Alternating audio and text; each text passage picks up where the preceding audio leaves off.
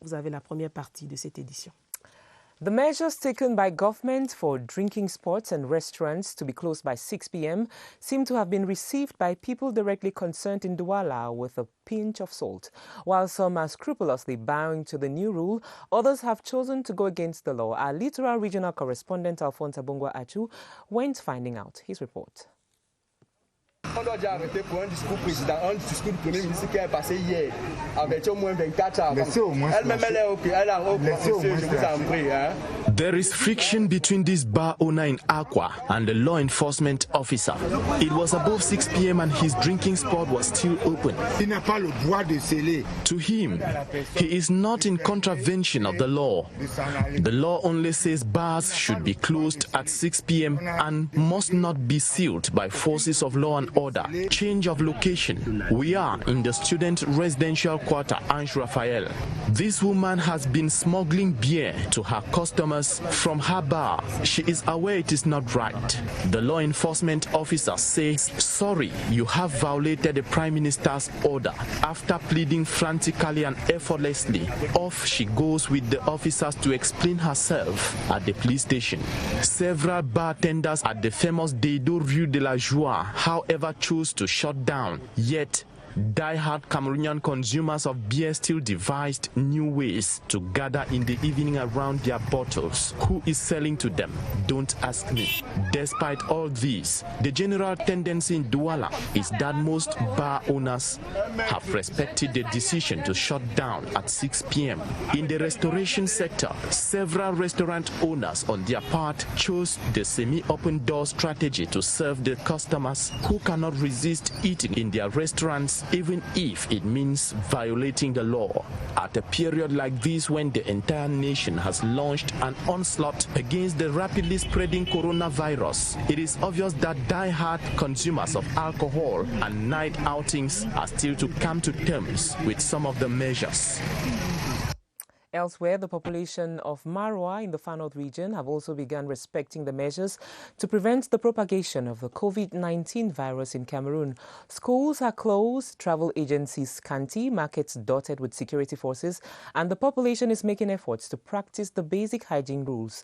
Henry Tato Ekambi of CRTV Far North talked to some inhabitants of the city of Marwa and now paints a picture of the atmosphere there. After the announcement of government's strategy to curtail the spread of coronavirus, nursery, primary and secondary schools in Marwa have become quiet as graveyards. In Government High School Marwa, a handful of staff were in the school not to teach, but to help implement the measures. As from 6:30, I was outside with my close collaborators. While they are coming, we are telling them that, oh, the hierarchy have said that there is no school today. In the University of Marwa, the story was the same, but for a few students who preferred to keep their brain active by studying outside closed classrooms. For me, it is not profitable to stay in the house, so I decided to come and study alone in school. I will continue like this while hoping the pandemic will go away fast. On the streets of the Far North capital, it was not all that dull. Some persons were going about their daily businesses, with bikemen trying to avoid overloading. Others were shopping with the measures in mind, and security forces not far from them to regulate consumer flow. Each time I buy my meat, I go back home, I wash it properly, I cook well. And I avoid greeting people in the market. I don't greet people anyhow when I'm in the market. Like this vendor explaining to CLTV how he advises his customers to boil their meats properly, and these bars receiving a few customers now to later close their doors. They all painfully respect the measures because they say good health is priceless. Over in the southwest region, Governor Bernard Okalia-Bilai says 13 measures prescribed by the government of Cameroon to prevent the spread of the coronavirus across the country have to be implemented by all the services across the region in an atmosphere of harmony and consultation. He was speaking during the crisis meeting that held in the governor's office. Walter Wilson Nana tells us more. A majority of students who went to school this morning were in consternation when told schools have been suspended in a bid to avoid the spread of COVID-19. We had more than 1,000 students around, so put them together, told them about the president's decision until such and such a time when we'll get instructions that their lives will be relatively safe here on campus. The decision, welcomed by parents, wasn't so favorable for those hoping to make brisk business today around the school premises. I've come and noticed that everywhere are dry, so they have closed the school, they have screwed the student, everybody have gone. So now the business I've done, I'm confused, I don't know where I will take and go and say. At the various business centers and markets, a new vibe is on. The market is so tough. People are on, very few people are coming to the market. To me, this announcement is going to help the population. In order that we are going to look for a solution to fight against this coronavirus. The people of the southwest region are conscious of the dangers of COVID-19 and are taking all necessary measures to avoid getting the coronavirus. In the meantime, modalities for the implementation of the 13 commandments taken by government to keep the coronavirus at bay have been laid down as Cameroon now records 14 cases of the infection on its territory.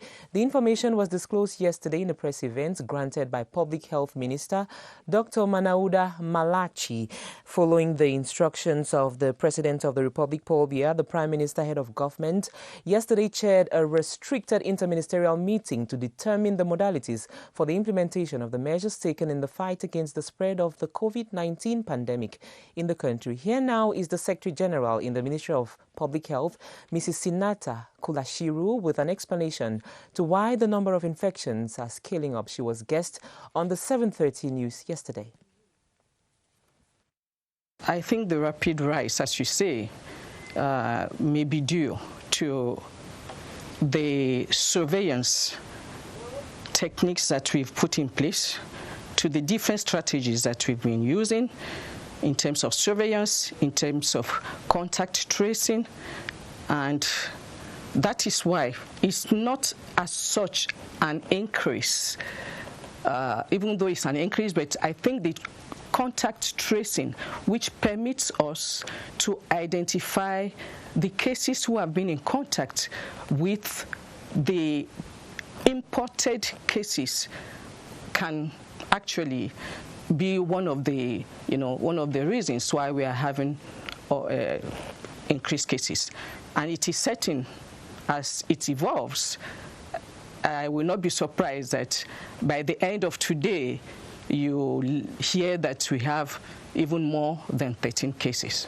So in other words, the tracking mechanism has been updated, and now we can reach out to more confirmed cases than it was before. Is that what you say? Yes, I think that is one of the reasons. That is one of the important reasons. That's rapid diagnosis, rapid testing, and detection, rapid detection and testing, and then our contact tracing, especially for those. Because all the cases we have up till now are imported cases. And then with the tracing of the contacts of those imported cases, we are now able to get in touch with more and more cases. So it will not be surprising if we have other cases, because people have been in contact with other cases. And then I think the measures which were taken yesterday by His Excellency, the President of the Republic, will permit us also to reduce, of course, the new imported cases, and then we'll be able to manage the other cases and continue our contact tracing. That was Professor Sinata Kulashiru, Secretary General in the Ministry of Public Health. She was guest on the 7:30 News yesterday. Doudou, you have the next part. Dans la suite du journal, mesures gouvernementales face au Covid-19 au Cameroun, cap sur le littoral où la grande majorité de la population adhère, malgré quelques résistances là-bas. Dans la ville de Douala, par exemple, il existe des personnes qui usent d'astuces pour contourner la règle. C'est le cas avec le non-respect des heures de fermeture des débits de boissons et restaurants. Les constats de notre reporter Aboubakar Abou. Douala by Night, ce 18 mars 2020, c'est un visage inconnu. Il est 20h. Les coins de la ville se sont progressivement vidés de leur chaleur habituelle après les 6 coups de 18h. Cas frappant, la rue de la Joie à Daïdou, cette avenue à la réputation populaire, est presque déserte, traversée par quelques passants. Des buts de boissons et autres snacks sont fermés. Le paysage est tout aussi triste à Akwa, mais un débit de boissons tente de tromper la vigilance des éléments de force de maintien de l'ordre. Les mesures étaient prises. On les a informés que c'était bien pour leur protection qu'ils devraient rester chez eux, éviter de se retrouver là où il y avait plus de 50 personnes et de garder leur calme. Dans les écoles privées, laïques, confessionnelles, les parents veillent à ce que leur progéniture rejoigne le noyau familial. Du côté des marchés, ce n'est pas la grande effervescence. Pour les vendeurs, les raisons sont évidentes. Ce n'est pas parce que c'est le son qu'on dit qu'il y a le coronavirus dehors. C'est pourquoi le marché est fort de mon côté. Ils ont peur parce qu'en marchant, tu vas attraper ces maladies dehors. Parce que le matin, si j'ai vu les élèves, ils avaient couvert leur bouche parce qu'ils disent que le corona, on ne salue pas les gens avec les mêmes. Les populations qui trouvent cette décision salutaire mettent déjà en pratique des mesures d'hygiène afin de barrer la route au coronavirus. Nous l'avons dit en titre, Madame, Monsieur invité du journal, le ministre de la Santé publique, le docteur Manaouda Malachi, était reçu hier sur le plateau du 20h30. Le membre du gouvernement faisait le point sur l'état de la lutte contre le coronavirus au Cameroun. Je vous propose de réécouter cet entretien avec Adel Mbala. Nos services sont sur le terrain. Ils sont sur le terrain 24 heures sur 24. Ils sont en train d'investiguer. Ils essayent d'arrêter en fait la propagation. Mais vous savez, avec le virus, vous pouvez le porter, vous êtes asymptomatique et personne ne peut s'exprimer. Pendant combien de temps? On a dit 2 semaines. Oui, 14 jours. 14 jours. 14 jours. Au bout de 14 jours, vous devrez faire normalement la maladie. Si vous ne le faites pas, si vous êtes testé et négatif, ça veut dire que vous n'avez pas le virus. Alors on a appris que 2 cas ont été guéris. Les tout premiers cas déclarés. Qu'est-ce qui a soigné ces malades, Monsieur le ministre? Quels médicaments? Disons que c'est pas tout à fait encore ça, parce que les 2 premiers sont dans un état, en bon état, ils sont en bonne santé en ce moment, ils sont très bien, mais on dira qu'ils sont complètement guéris lorsque nous allons faire les résultats pour confirmer qu'ils sont négatifs. Et même là, lorsque ils sont confirmés négatifs, nous avons mis en place un protocole de sortie, n'est-ce pas, de l'hôpital pour eux. Ça veut dire qu'ils vont subir 14 jours encore chez eux en termes de suivi de nos agents sur le terrain. C'est qu'après ça qu'ils vont retrouver, n'est-ce pas, leur mobilité. Mais pour le moment, on peut dire qu'ils sont en très bon état. Ils sont suivis régulièrement et nous pensons que passé les 14 jours à l'hôpital, ils pourront sortir d'ici là. Mais je repose un peu la question, Monsieur le ministre, permettez. Il n'y a pas de traitement connu. Comment ils ont pu remonter la pente et être mieux portants aujourd'hui? Alors ça, c'est la magie de la science en réalité. Parce qu'à ce jour, effectivement, nous n'avons ni vaccin, ni produit pour traiter le coronavirus. Mais nous traitons les symptômes. Nous savons déjà que lorsque vous avez le coronavirus, vous pouvez avoir la fièvre. Et donc, quand vous avez une poussée de fièvre, on traite la fièvre. Quand vous avez mal à la gorge, on le fait. Quand vous avez du mal à respirer, on vous met, n'est-ce pas, sous assistance respiratoire. Donc, c'est ce qui a été fait. Notamment pour le premier cas, ça nous a posé un peu de problème parce qu'il avait beaucoup de facteurs de comorbidité. Et donc, on a dû faire une batterie d'examens et heureusement d'ailleurs que nous avons des valeureux personnels médicaux qui ont très vite, ils sont mobilisés et ont pu réagir pour que ce monsieur soit remonté et aujourd'hui il se porte très bien. And if you're just joining us, you're watching the Midday News on the CRTV. In other news, relations between Cameroon and Egypt, 2 members of La Francophonie have come on the review. This was the substance of La Francophonie Film Festival, which took place at the Ministry of Communication, that also featured the projection of 7 films depicting the cultural identity of both countries. More with Gerard Nanji. Culture was and remains a backbone in the foundation of La Francophonie. Reason it has been given a pride of place in the build-up to this year's Francophonie Day. The film projections express the identity of a people, their behavioral pattern, and how they perceive others. Each and every time that you watch a movie, you can have a reflection of a society, you can have a reflection of what people really think. We had one image of humanity, we have another image of culture, and we have an image of a disease, a threat that we have in our society. The International Organization of La Francophonie is made up of a common people with a destiny, sharing a preoccupation.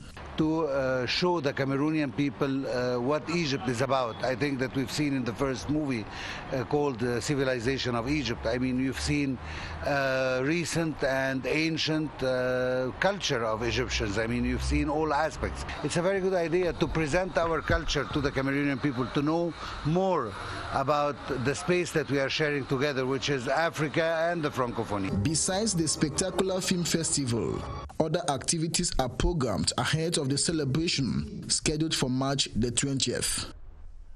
Madame, Messieurs, merci de rester sur la CRTV. Vous suivez le 12h. Et voici les retombées de la coopération Cameroun-Union européenne. Environ 3000 actes de naissance aux jeunes de moins de 16 ans dans la Mefoué-Akono.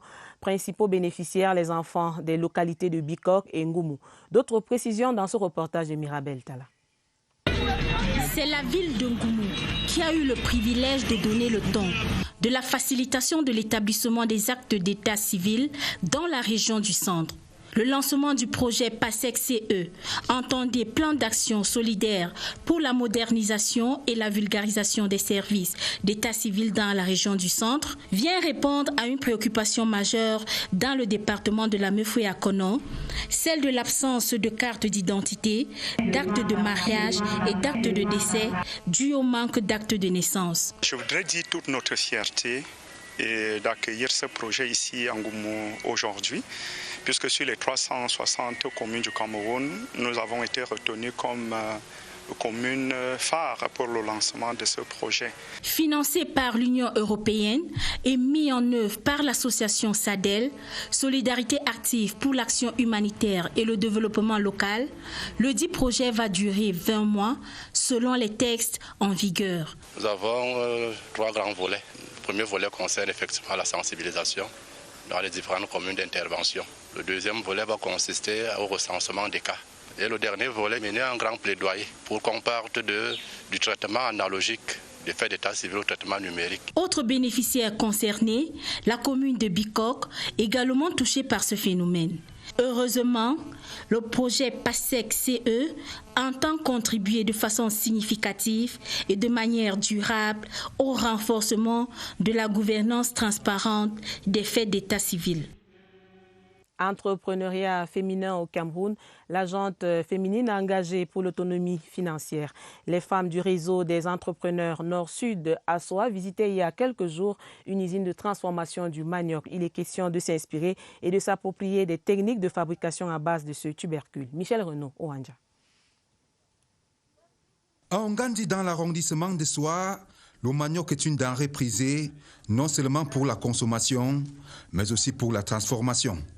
L'usine de transformation de cette denrée, installée dans la contrée, l'illustre à suffisance. Nous produisons du whisky de manioc, la farine panifiable, le couscous, du garé, beaucoup de produits dérivés de manioc. Les chips, on en fait. La visite des membres du réseau des femmes entrepreneurs Nord-Sud dans cette localité a permis d'échanger avec les productrices de la localité réunies en coopérative. Ce que je vois ici est tout simplement merveilleux. J'ai vu un projet qui est en train de monter et qui a besoin justement qu'on l'accompagne. En chaque femme se cache un talent. Il y a beaucoup de femmes qui veulent faire dans la reconversion professionnelle, mais elles ne savent pas où s'adresser. Véritable Amazone dans la production, les femmes d'Ongandi dans la Mefoué-Afamba sont un modèle dont il faut s'en inspirer, bien qu'elles font face aux difficultés liées à l'achat des machines ainsi qu'au financement de leurs activités. D'où l'appel aux partenaires. The 6 p.m. deadline for bars and other leisure spots to lock their doors is being scrupulously respected by owners of bars in Yaoundé. However, a few other recalcitrant have met the strong hand of the forces of law and order. Emmanuel Mvemnui went investigating and now reports. 6 p.m. in the capital city, Yaoundé, some bars and relaxation spots are closed for the day. The measure taken by government the day before regarding the sector as a way to halt the spread of COVID-19 seems to be going down well. Elements of the gendarmerie brace up for an operation to sensitize bar owners still dragging their feet.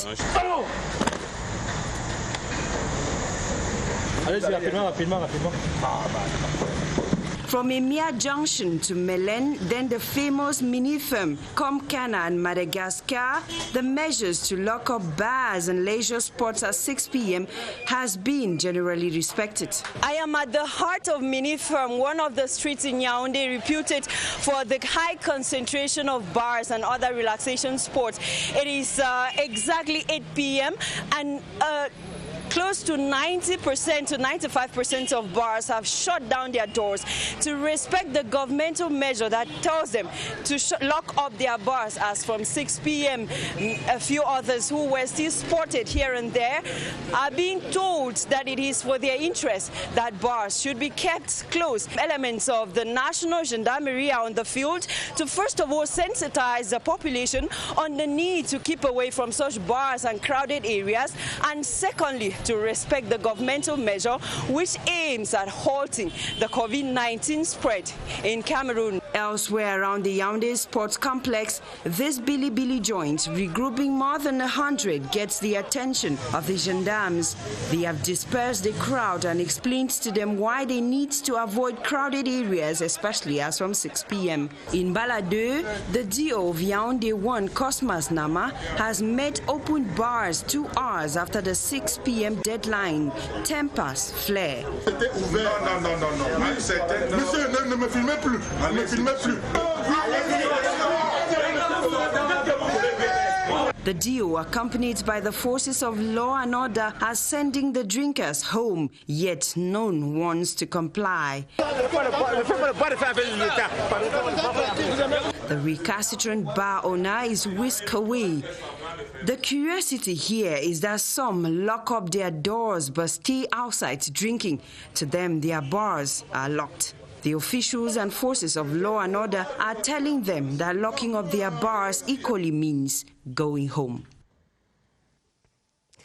Essor économique du secteur de l'élevage dans le septentrion, le projet de développement de la commercialisation de bétail et des infrastructures vient d'être lancé en Gaoundéré dans la Damawa. C'était par le canal d'un atelier de sensibilisation des partenaires et des acteurs de la chaîne de valeur viande sur la microfinance islamique et l'assurance bétail. Les détails dans ce reportage de Oumarou Kadili. La microfinance islamique et l'assurance bétail au service du développement du secteur de l'élevage dans les 3 régions septentrionales du